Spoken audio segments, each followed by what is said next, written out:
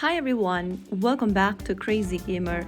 Today in this video we are going to be learning how to download and install CarX Street game on your iOS device.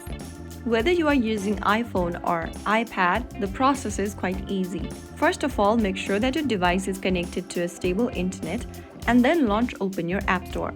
In the search bar, type in CarX Street and search. Look for the CarX Street application from CarX Technologies and tap on the Get button. Authenticate with your Face ID, Touch ID or your Apple ID password to proceed with the download process. Now, the next thing you'll need to do is to wait for the application download to complete.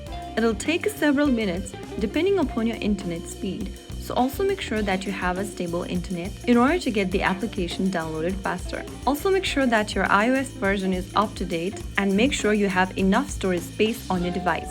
After waiting for a couple of minutes, the CarX Street application will be installed on your iPhone and you'll be ready to play. Start racing, explore the city and enjoy the game. So that's it. If you found the video helpful, don't forget to like, share and subscribe to our channel.